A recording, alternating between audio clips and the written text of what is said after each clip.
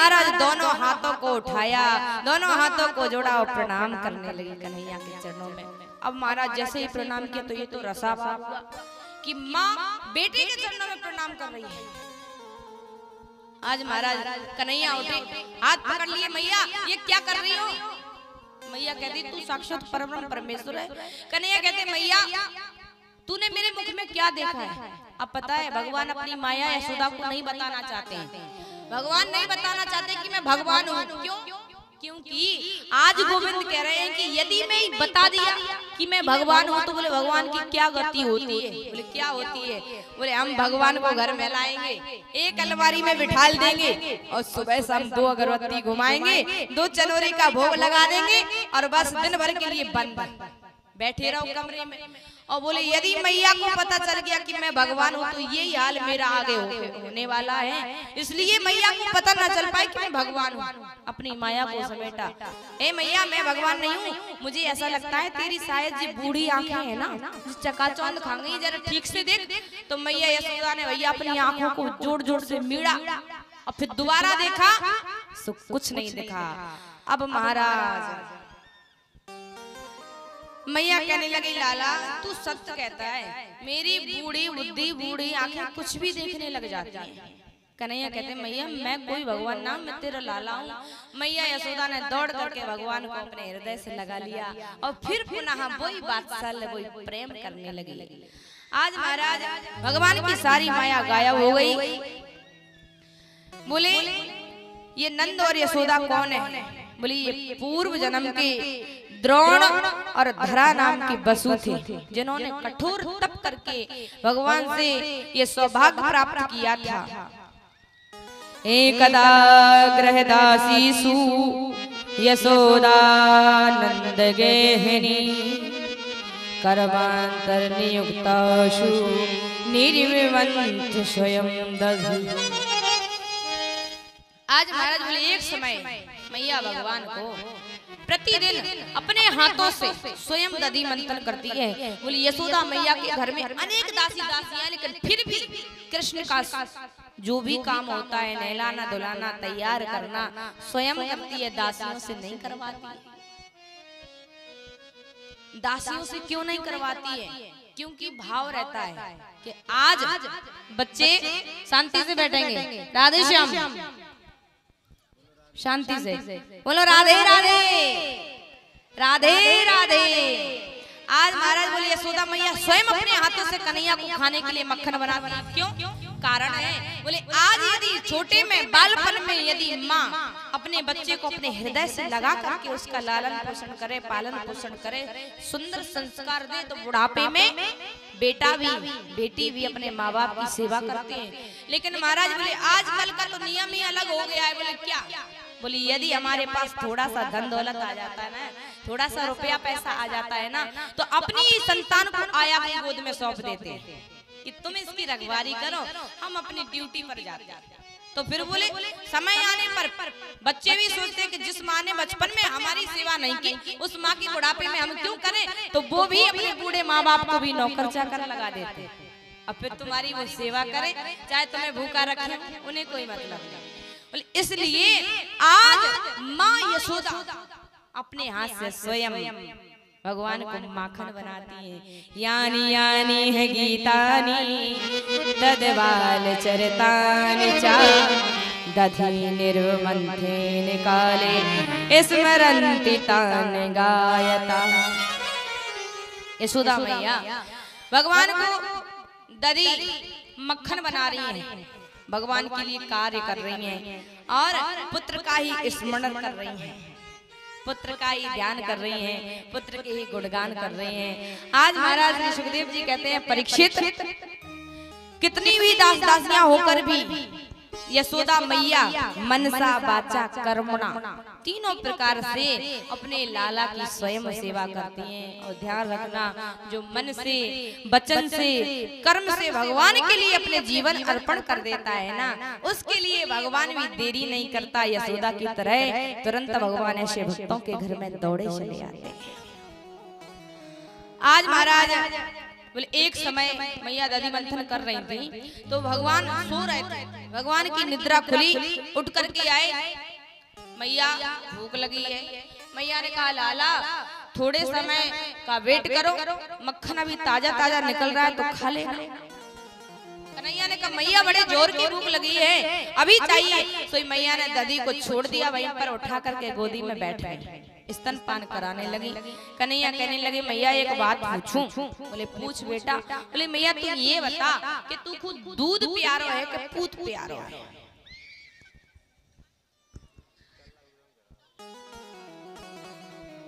मैया ने कहा लाला तू कैसी बात करता है, दूध से बड़ा पूत नहीं होता, पूत से बड़ा दूध नहीं होता, और तू तो मुझे दूध तो छोड़, तू तो मुझे प्राणों से भी प्यारा है। ऐसी बातें चल रही थी कि मैया को ध्यान आया कि हे भगवान, तब मैं दधि मंथन करने आई थी ना, तब दूध चूल्हे पे उबलने के लिए रख करके आई थी। सो ही ध्यान आया कि दूध तो फैलने वाला होगा, सो कन्हैया को नीचे उतारा और झट से दूध के लिए दौड़ पड़ी। आज कन्हैया को इतना क्रोध आया कि मैया अभी अभी कह रही थी कि मेरे लिए दूध नहीं पूत प्यारो है, और एक मिनट में ही भाषा बदल गई, मुझे पटक के चढ़ी गई। सो ही उठाया डंडा, सांटी उठाई, और महाराज जितने पुरखा ददिया सास के जमाने के माट मटके रखे थे, एक ही गुस्से में सारे माट मटके फोड़ फाड़ करके अलग कर दिए। अब महाराज जैसे यशोदा मैया दूध उतार करके आंगन में आई, सोई महाराज देखा, कन्हैया ने बुला लिए बंदरों को, जल्दी से आ जाओ, यशोदा मैया आएंगी, ये दधी फैला हुआ देखेंगी, बड़ी विरोध करेंगी। सोई बंदर पूरे आंगन में फैले पड़े हैं, खूब लूट लूट करके दही खा रहे हैं। और जैसे ही महाराज देखा, मैया ने जाकर के बड़ा क्रोध आया, हे भगवान, ब्रज गोपियां कहती थी मैं उनकी बात मानती नहीं थी कि मेरा छोटा सा लाला इतने बड़े बड़े काम करे, वो मेरो छोटो सो नंद कुमार काम करे बड़ेरी बड़े। और एक दिना जाने गोकुल में, अरे दई है पूतना मार काम करे बड़ेरी बड़े। आज मैया कहती है ये पूतना भी शायद इसी ने मारी होगी, क्योंकि इतने बड़े पुराने पुराने मटके यानी एक सांस में भर दिए। अब तो मैं मानने वाली नहीं हूँ, वो गोपियां सही कहती है कन्हैया अब मैं तुझे छोड़ने वाली नहीं हूँ। वही सांटी उठाई महाराज मैया ने और दौड़ पड़ी भगवान के पीछे। आज महाराज श्री सुखदेव जी कहते हैं परीक्षित दर्शन करिए इस परम ब्रह्म परमेश्वर के, कि जो सारे संसार को दौड़ाता है, आज माँ की ममता उस परम ब्रह्म परमेश्वर को दौड़ा रही है। भगवान आगे आगे दौड़ रहे हैं, मैया साटी लिए पीछे पीछे दौड़ रही है। महाराज खूब देर तक भगवान ने मैया को परेशान किया। मैया कहती है लाला रुक जा, लाला रुक जा। लेकिन कन्हैया कहते मैया तू मारेगी, और तुझे पता है डंडा से मुझे बड़ा डर लगता है, मैं तेरे हाथ में आने वाला नहीं हूँ। कन्हैया कहती है कि मैया मुझे डंडा से डर लगता है। मैया कहती है लाला ये डंडा मैंने तुझे मारने के लिए थोड़ी लिया है। तो बोले किस लिए लिया है? बोले लाला तुझे पता नहीं, मैं बुढ़ी हो गई हूँ और बुढ़ापे में ये डंडा को सहारा सबको लेना पड़े। बोले तुझे मारने के लिए नहीं है, तो मैंने अपने सहारे के लिए। बोले मैया किस लिए भी लिया हो, पर डंडे को छोड़ो तब तेरी पकड़ में आऊंगा। मैया धक करके बैठ गई। तो कन्हैया मैया ने जैसे ही डंडा को छोड़ा, कन्हैया मैया के पास आ जाते। बोले ये डंडा क्या है, दंड क्या है? बोले दंड घमंड है, हमारा अहंकार। जब तक हमारे हाथ में दंड रूपी अहंकार रहेगा तो भगवान हमारे पास आने वाले नहीं है, फिर वो चाहे कितने ही पास हो। इसलिए जब उस दंड को, उस अहंकार को हम 1 मिनट में छोड़ देंगे ना, तो भगवान अपने आप दौड़े चले जाएंगे। इसलिए अपने हृदय पर हाथ रख करके देखना कि हमारे मन में अहंकार है, हमारे मन में घमंड है कि नहीं है। क्योंकि महाराज आज की दुनिया में साधारण सी बात है, हर व्यक्ति के मन में अहंकार बैठा हुआ है, हर व्यक्ति के मन में घमंड बैठा हुआ है। और भगवान स्वयं कहते हैं और महाराज वाल्मीकि जी भी कहते हैं कि जिनके हृदय में घमंड रहता है उनके हृदय में भगवान कभी वास नहीं करते। और भगवान किनके हृदय में रहते हैं? बोले जिनके हृदय दम्भ नहीं माया, ताके हृदय बसो रघुराया। बोले जिनके हृदय में दम्भ ना हो, माया ना हो, उनके हृदय में भगवान जाकर के वास करते हैं। इसलिए महाराज आज जैसे ही मैया ने दंड को छोड़ा, कन्हैया पकड़ में आ गए। अब मैया ने ज्यों हाथ पकड़ा, कन्हैया अब मैं तेरी ढंग से पूजा करूंगी। भैया कन्हैया तो रोने लगे और ज्यों महाराज कन्हैया की आंखों में मोटो मोटो काजल लगे तो सोई पूरे मुख पर फैल गए और जगन्नाथ भगवान जैसा मुखार बिंद हो गया, काले काले बड़े बड़े नेत्र हो गए भगवान के। मैया ने फिर भी देखा, थोड़ा बासा लाया, ममता जगी कि कन्हैया छोटो है, इतना रो रहा है तो छोड़ देना चाहिए, लेकिन फिर नहीं। मैया ने फिर सोचा कि यदि आज इसको छोड़ दूंगी तो बड़ा होकर के ये बिगड़ जाएगा, क्योंकि बच्चे को छोटे से ही सुधारा जाता है, बड़े में थोड़ी। बोले छोटे से ही अच्छे संस्कार दिए जाते हैं। आज मैया ने पकड़ा और चली उखल के पास लेकर के गई। महाराज बांधने के लिए रस्सी उठाई, मैया रस्सी उठाती है और 2 अंगुल रस्सी कम पड़ जाती है। दूसरी रस्सी से एक रस्सी को जोड़ा, फिर भी 2 अंगुल रस्सी कम पड़ गई। बोले ये 2 अंगुल रस्सी कम क्यों पड़ रही है? बोले 1 अंगुल जीव का पुरुषार्थ है और दूसरे अंगुल भगवान की कृपा है। बोले महाराज यदि हमारे जीवन में भगवान के प्रति पुरुषार्थ आ जाए, भगवान के प्रति कर्म बन जाए। आज मैया ने कर्म बनाया, कैसे? बोले थक कर के आज माँ के पूरे शरीर से पसीना पसीना हो गया, मेहनत की, और फिर भी भगवान बंधन में नहीं आ रहे हैं। तो महाराज भगवान की कृपा नहीं है तो बंध नहीं रहे हैं। भगवान ने देखा कि मैया परेशान हो गई हैं, पसीना में भीज गई हैं, सोई भगवान ने अपनी कृपा कर दी। और जैसे ही भगवान ने कृपा की, सोई महाराज जो 2 अंगुल की कमी थी वो पूरी हो गई। बोले नारायण भगवान की। आज महाराज गोविंद अपने हाथों से कहते हैं मैया लो मैं अपने आप बंध जाता, अपने आप को उखल से बांध लिया। आज महाराज दाम माने होता है रस्सी और ऊ माने होता है उदर, और महाराज जैसे ही उदर से पेट से रस्सी को बांधा तो उसी दिन से भगवान का एक और नाम पड़ गया दामोदर। आज महाराज भगवान को उखल से बांध करके मैया यशोदा तो अपने ग्रह के अन्य कार्यों में लग गई। भगवान धूप में बैठे हैं, खूब चिल्ला रहे हैं मैया खोल दो, मैया मुझे छोड़ दो, अब मैं कोई आपको सताऊंगा नहीं, कोई गलती नहीं करूंगा। लेकिन मैया नहीं सुनती है। महाराज भगवान आंगन में बंधे हैं, भगवान की नजर 2 वृक्षों पर पड़ जाती है। और वो 2 वृक्ष कौन है? बोले ये कुबेर के पुत्र हैं, नल कुंवर और मणिगिर। बोले एक दिन ये मदांधकार के नशे में महाराज मोहित हो रहे थे, अंधे हो रहे थे, तो बोले नारद बाबा वहां से निकले, ये सरोवर में नग्न होकर के स्नान कर रहे थे। नारद बाबा ने श्राप दे दिया। बोले जितने और भी वहां पर थे सबने प्रणाम किया, लेकिन ये दोनों तन के खड़े हैं नारद बाबा के सामने। तो नारद बाबा ने श्राप दे दिया, तुम मेरे सामने वृक्षों की तरह खड़े हो, जाओ मैं तुम्हें श्राप देता हूँ, तुम वृक्ष हो जाओ। बोले उसी दिन से ये 2 वृक्ष आज वहीं पर खड़े हैं महाराज। तो भगवान दोनों को जब होश आया तो प्रणाम करने लगे, बाबा हमसे गलती हो गई, हमें क्षमा करें। तो संत का भाव महाराज क्रोधी भी होता है तो क्षमा करने योग्य भी होता है। आज नारद बाबा ने कहा ठीक है, यदि तुम अपने किए करे पर आपको पछतावा हो रहा है तो मैं वरदान देता हूँ कि तुम्हारा उद्धार करने के लिए भगवान स्वयं अवतार लेकर के आएंगे। आज महाराज जैसे ही उन 2 वृक्ष खड़ा देखा, भगवान को याद आ गई नारद जी का श्राप। सोई भगवान उखल से बंधे थे, तो घुटबन उखल को खींचते खींचते खींचते उन 2 वृक्षों के पास ले गए। दोनों वृक्षों के बीच में उखल को लगाया और जब खींचना चालू किया तो दोनों वृक्ष चढ़ टूट करके धड़ाम से नीचे गिर पड़े। दोनों का गोविंदाय नमो नमः हुआ।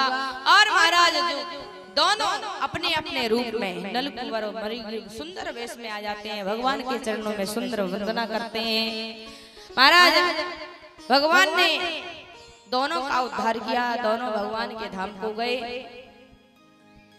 एक दिन की बात महाराज, नंद बाबा आए, देखा कि कन्हैया के ऊपर ही इतने बाप दादाओं के पुराने के जमाने के वृक्ष गिर पड़े।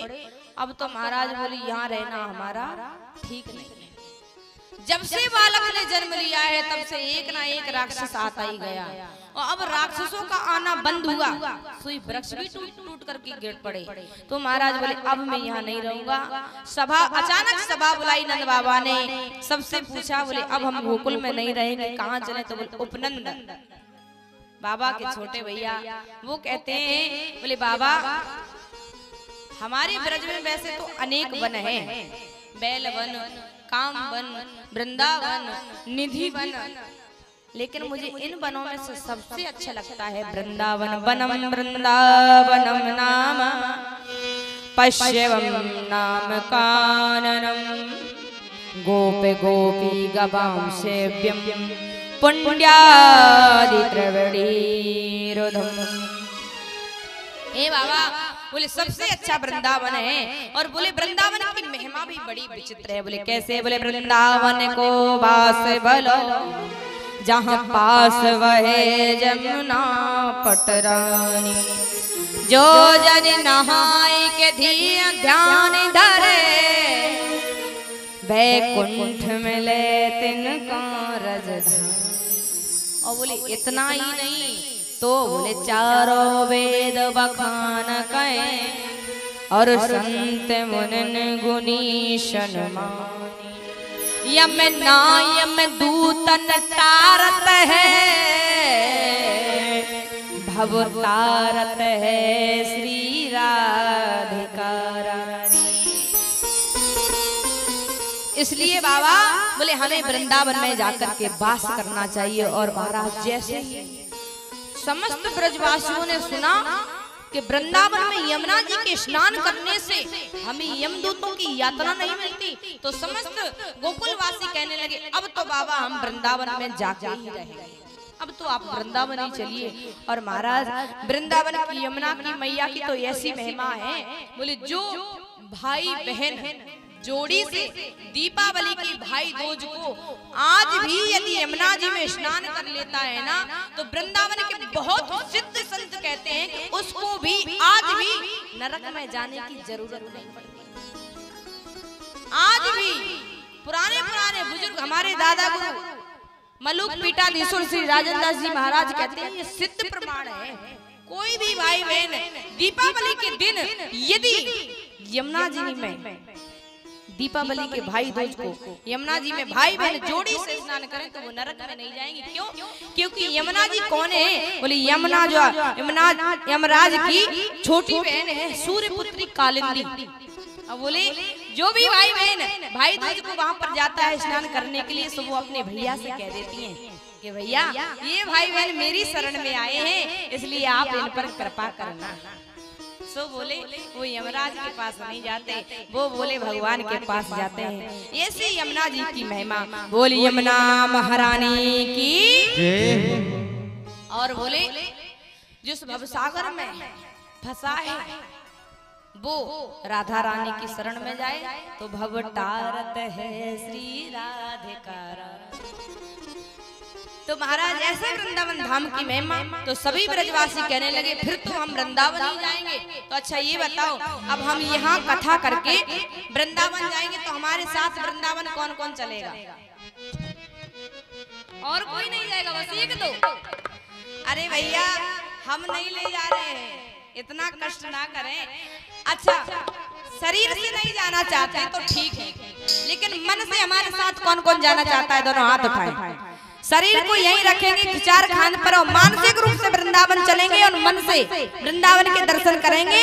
दोनों हाथ से कीर्तन ध्वनि के साथ, अरे मन चल वृंदावन धाम रट